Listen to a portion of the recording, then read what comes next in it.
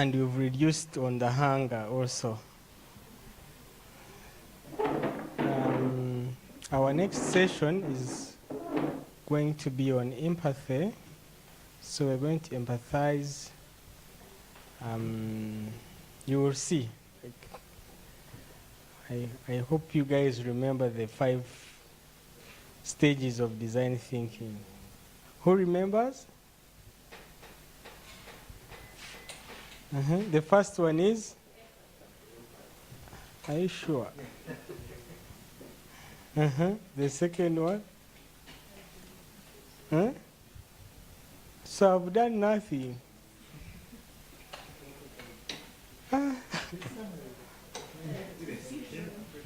The first one is? The second one?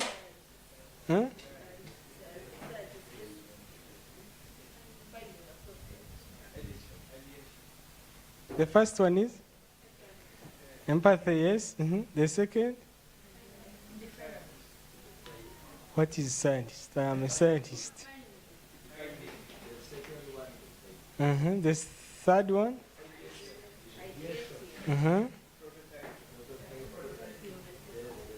Clap for yourselves.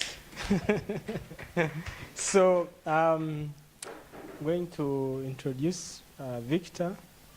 Victor is a lead designer at Design Without Borders. We are glad to host him.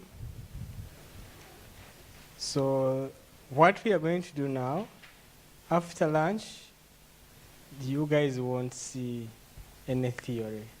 So we want to make sure that after lunch is for a bit of practicals of what we are doing. Now is theory, right? Theorize, we are theorizing. Then after lunch we'll do practicals. So I invite you, sir.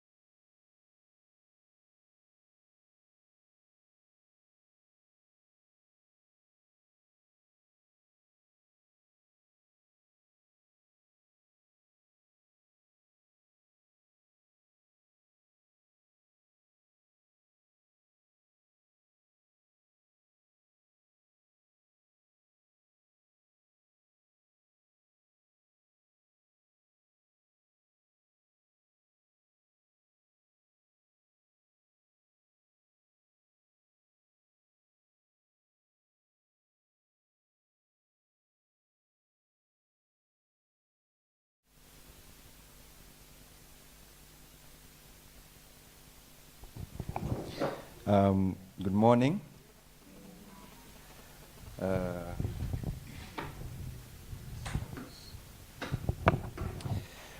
Yeah, as Alban said, okay, not as Alban said. My name is Victor Muonge Semaganda. I'm a designer for both products and services, as well as systems. I primarily practice at Design Without Borders, Africa. And in collaboration with Kampala Analytica, we hope to run you through a design thinking session. I guess for us, one of the key intentions is really to together with you, just refine all the good work that you have already done. I will start off with just by saying that with the way we have structured that design thinking session, given the introduction that Alban had already provided, our primary focus is really three key aspects of this process. There is understanding the challenge, idea generation and conceptualization, and then prototype development. And broadly speaking, this is how we have structured these 3 days. One whereby at the end of this day, you should be able to have properly understood your challenge. And in understanding the challenge, we are really targeting your ability to understand your value proposition. And then with the idea generation and conceptualization, it's really intended for you to have as many ideas as possible, so that you can then select which works best. And then prototyping is really a chance for you to materialize those ideas. And in this case, you are looking at prototypes that are, I imagine in this room, they'll be low fidelity, but something that can give you a direction to very slowly progress from low to high fidelity. I guess one of the things that I must say is we're trying not to overload you with information, but if we are, please let us know in the process. But then also, it's just to say that just try to keep your energy levels high, hydrate as much as possible, and we hope we are not. We're really doing this alongside you. It's not just a one-sided exchange. Maybe just to remind us, you already got this right, but in a sense, what I want to say is design thinking is not necessary. It's not a better word. It's not too special. It's just you looking at you basically getting a different lens through which you are looking at the world. And this is one where you are able to identify challenges, but then also are well equipped to meet those challenges and address them. And that said, it has 5 key stages, as you had already observed. There's the empathize, define, ideate, prototype, and test. Maybe just to give us a little more context of how we have structured these 3 days, we have combined both the empathize and define exercises, and these are what we're going to be introduced to today. And then tomorrow we'll get into ideation, and then the day after we'll be doing a bit of prototyping, and then an introduction to testing. One of the things that we must say is that a lot of the time we come up with ideas, but we intend for these ideas to hit that sweet spot. And that sweet spot is usually a combination of factors that speak to a solution's desirability, viability, as well as feasibility. And in this case, all these things can come together and create that sweet spot. But in order for them to come together, we really need to understand what it is that that the solution is doing, what form it will take, and who is going to receive and make use of this solution. In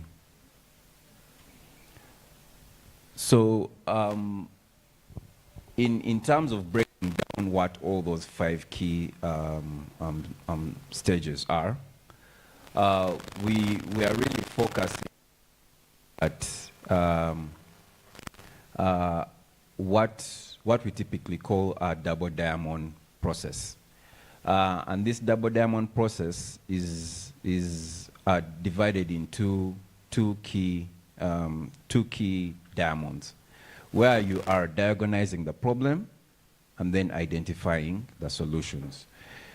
In diagonizing a problem, you are really seeking to understand what it is, the overall challenge that you're trying to address. And this really involves research.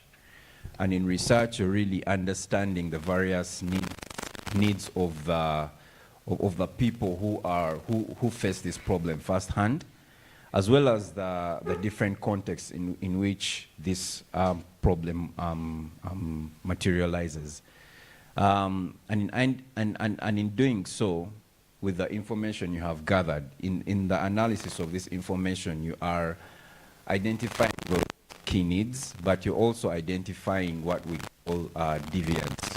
So a lot of the time, some of these challenges are faced, but despite the fact that the challenges are being faced within a similar context, there's those people who have overcome them in their own crafty ways.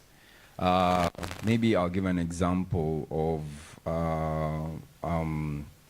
in the case of there's a time when I think it was the World Food Program, when they were looking out for nutrition deficiencies. I've forgotten the region, but they were looking out for nutrition deficiencies and rice growing area, and in the growing area they noticed that a lot of children were malnourished. But while some of the children were malnourished, there's a very specific family still within this same area whose children were not. So what they uncovered was that while the other people are washing the rice before they cook it, this other family was not. So essentially, while washing out all the nutrients, this other family was retaining all those nutrients. So in terms of understanding these various contexts, deviants are some of the people that we're looking out for to sort of begin to understand what they're doing right. And in understanding what they're doing right, they are also people that you can keep as champions for some of your interventions, but as well as just understand what you can make use of that is already in that context to sort of piggyback off.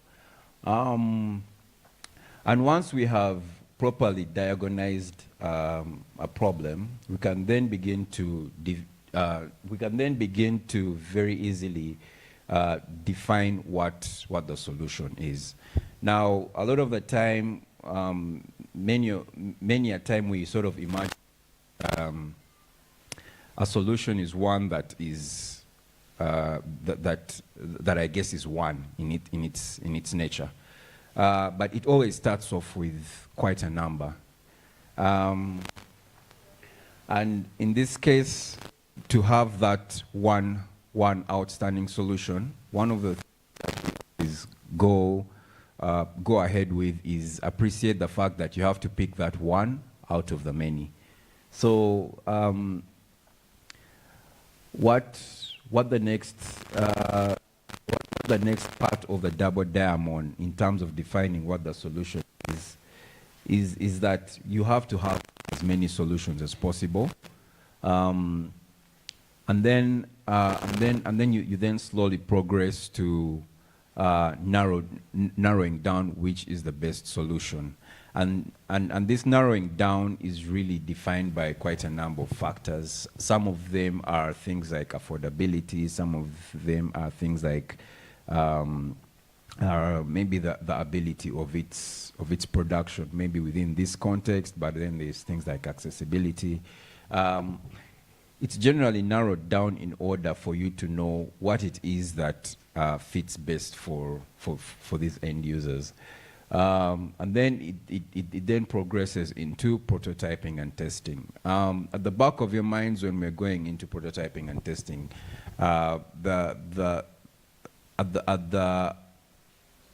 it's actually not even at the back of your mind.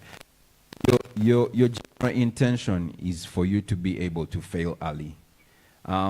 Because failing early allows you to better refine what that solution is. And as we go forward, one of the key things that we should also appreciate is mindset. There are various mindsets that we can apply, but in this case we have a total of six key primary mindsets that can help guide this overall process. And these mindsets are just to ensure that we are open to trusting a very structured yet unstructured process. The first mindset is one that embraces ambiguity. So a lot of the time you think you sort of come to a situation with believing that you know exactly what this situation is, and yet in any sense it's until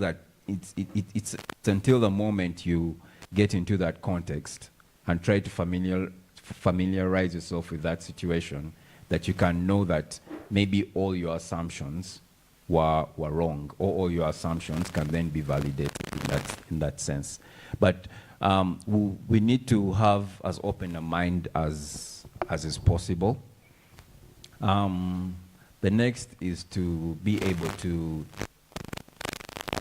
empathize, and this is basically you putting yourself in the shoes of your target audience, in this case, all the various key stakeholders that you'd be interacting with. And then, yes, there is fail fast and iterate. This whole idea of failing early is something that we need to embrace. We should never be afraid of failure, because it's through failure that we learn to be better, but also refine what it is that we're trying to offer. And then also have confidence in the team's creativity and intuition. And in this case, what we like to remind ourselves is, as a team, you are creative and intuitive, but then with the ability to work even with the end user, you need to embrace those as part of your team, because these are the people who are experiencing these challenges firsthand. That's why, in any sense, we usually believe that because these are the people who experience these challenges firsthand, they're also the ones that are most capable to develop these solutions. So we would typically adopt a very co-creative process, and and very willingly embrace the end user as part of our teams. And then also there is a mindset that needs to look for that token. So this is typically through observation. We need, in any sense, as you interact with the various stakeholders, whether it's at a point where you're researching or at a point where you are prototyping and testing, there are things that are, I guess, left unsaid. And in this case, you very intentionally need to be able to read the room in this case. The people you're interacting with might be showing you one thing, but then meaning another. I'll give an example of one of the projects we're working on, where we are trying to create solutions that are aimed to reducing the rates of drowning. We would get into a community where they are saying they all wear life jackets. But then when you look around as they're going out into the lake, none of them is.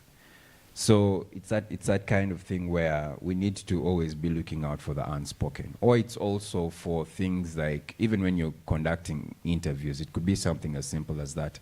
While you are trying to engage your various respondents, you should be receptive of cues that that really reflect maybe discomfort, and in times like that, you could very easily either ask you could very easily either ask a different respondent to conduct the interview. Maybe if it's a female and you're a male, and maybe they would be more open to speaking to a female. So it's things of that nature.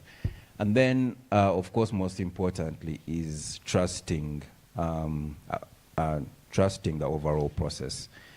And like I mentioned earlier, it's a process that is, yes, quite structured, but then it is quite organic in its nature.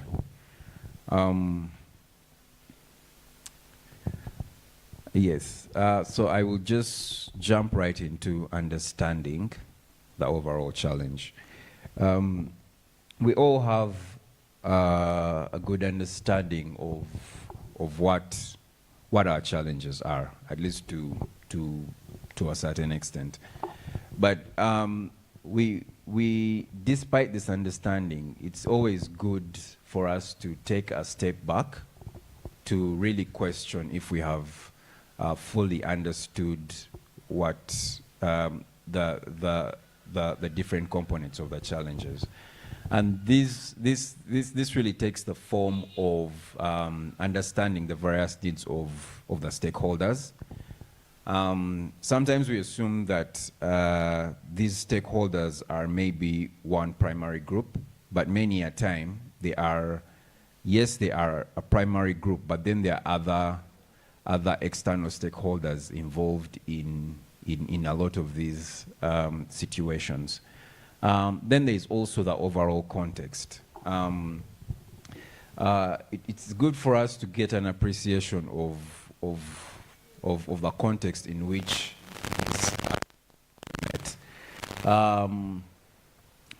And then there is, and then we will also go ahead to get an appreciation of what it is that forms an insight. And then overall, we'll be able to narrow down what the key problem is, or in our case, refine what our problem is.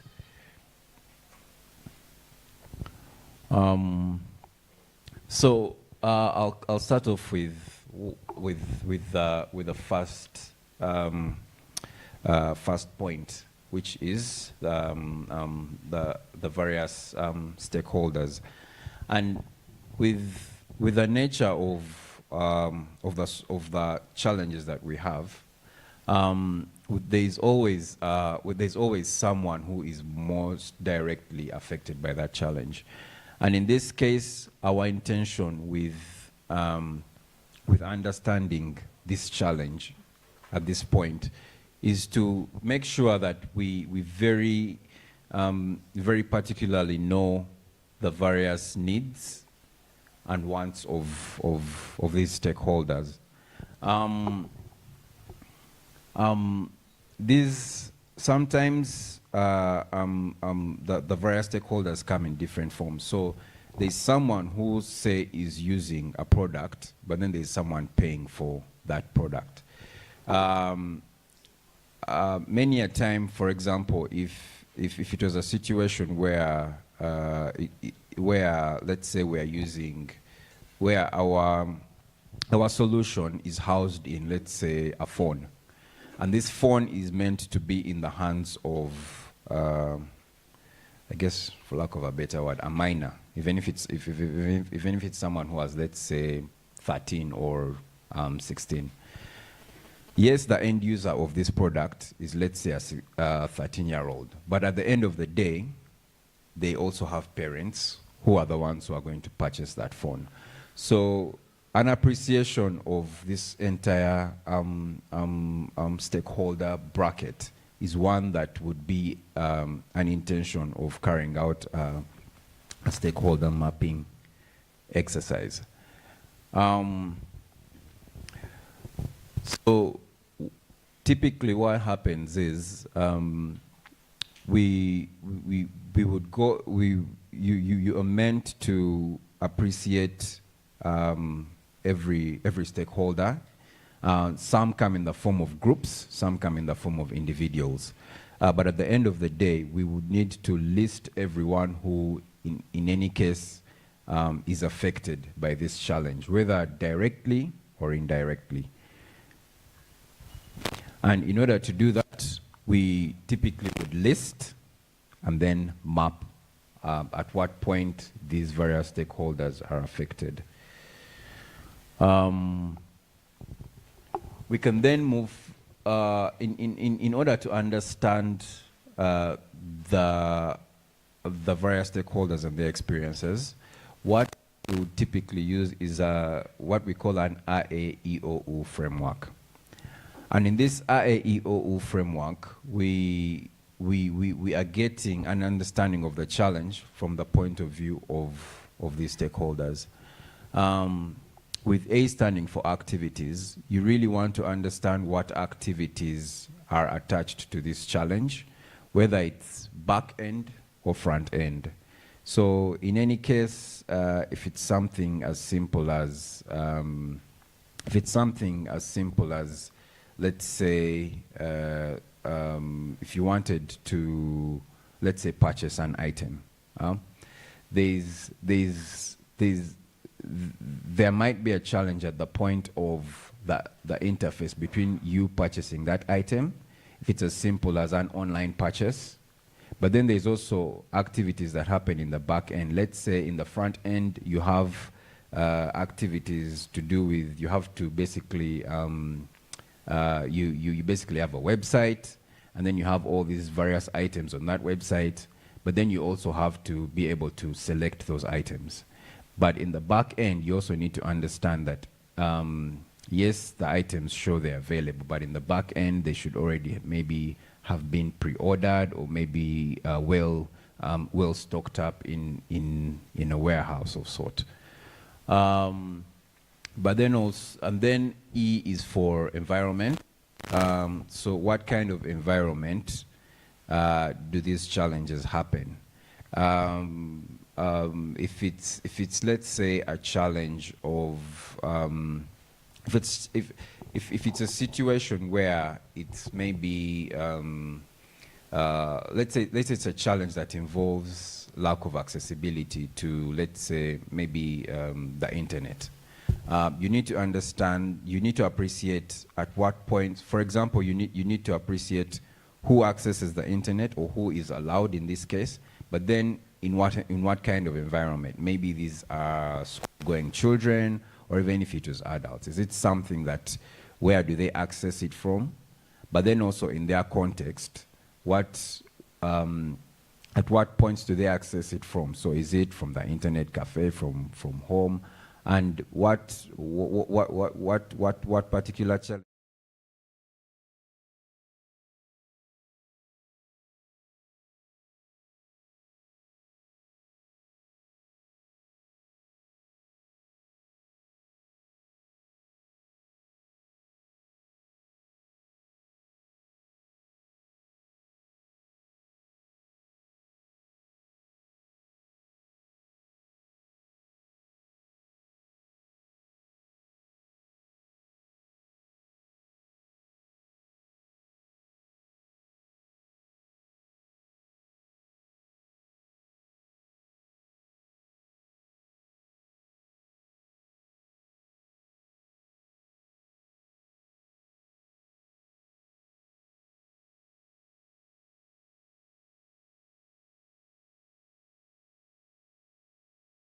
or who runs the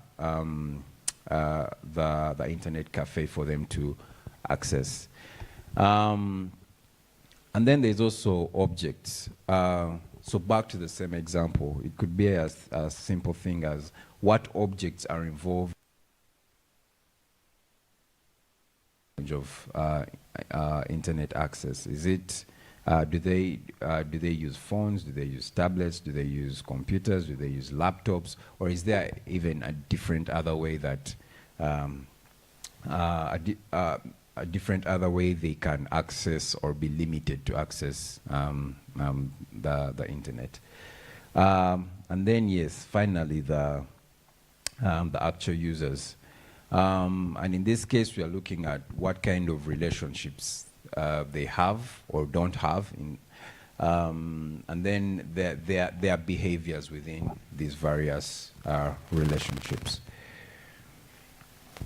And then this then leads us to generating insights. Once we have understood, once we have appreciated the various stakeholders within this space, we have then also moved ahead to appreciate this context within which these various stakeholders experience these challenges. We then have all this information, but we need to then translate this information into insights. And these insights are really for us to understand what things can we act upon. And in this case, insights are really they have to be well informed. So in this case, you have talked to quite a number of people, quite a number of stakeholders, but then you have also appreciated what spaces they face these challenges. And they need to be just more than an observation. So it can't just be, it can't be to the point of assumption. It has to be something that is backed up by key evidence. So for example, if someone says something like they can't access the internet, in this case, it can't just be at that face value. It has to be to the point of they can't access the internet at a very specific time. And then they also need to be very important to the project, because many a time we get into the field, people are telling us quite a number of things. They might end up telling us they don't have money, which in this case, yes, is something that they don't have, but it might not be very pertinent to what your overall goal is. And then they are also quite, we call it sticky, but it's something that would not, in any case, if you reevaluate what has been said, it's something that will not necessarily change, but it's also something that cannot be moved. And then they also need to be actionable. It has, and in this case, it can't. I'll give you an example of that money issue. So it cannot just be, I don't have money, because at that many a time, unless you're someone who's handing out money, that this person's challenge of I don't have money, I can't access the internet, it's not necessarily actionable. So what our intention in this case would be, trying to find a link, that in-between link between I don't have money and I can't access the internet. So in this case, is it you don't have transport to go to the, if that translates into you don't have transport to go to the internet cafe, or maybe it is you don't have the required resources to to purchase a personal internet-enabled device. It has to be actionable for you who is trying to develop that solution. So, So what typically happens in terms of trying to understand these insights? Maybe just to reassure you, the morning is theory, so we'll be able to go through a lot of these things in the afternoon when we're having a practical session. But this is just to give you a broad overview of the processes that are carried out, just so that in the afternoon we can get more into detail. But yes, so how we really extract insights is how we extract them and how we present them is that it needs to have a short and descriptive title, and it needs to speak of the current situation that has been uncovered. So in this case, back to the previous example, it would be a situation of if the current situation is I'm unable to access the internet. It's that time's situation, and then a frustration. It cannot just be I can't access the internet. It has to be what is most frustrating about your inability to access the internet. Maybe it develops into a very particular situation where it's I can't access the internet because I live too far from the internet cafe, for example.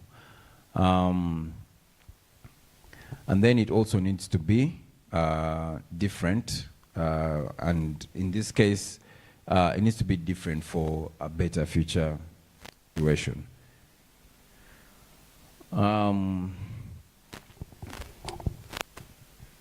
So all these insights will then speak to very clear problem statements.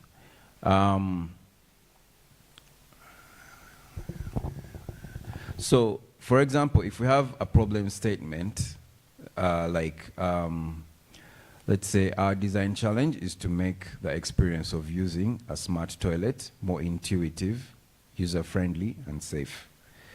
In this case, a theme might we have cleanliness. Okay, in this case, a focus point is cleanliness, and this would be a broader theme. But then the insight statement from the research would be something like, without proper system maintenance, the toilets become dirty more often. Cleanliness needs to be the defining quality of the smart toilet experience. And overall, what our intention is to then have our problem statements, but then generate actionable insights from the research that we have done that speak to our overall challenges.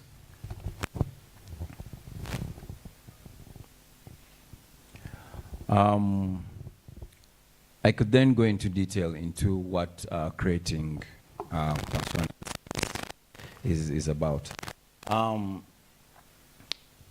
The overall purpose of having a persona is really to have someone who characterizes different key aspects of your challenge.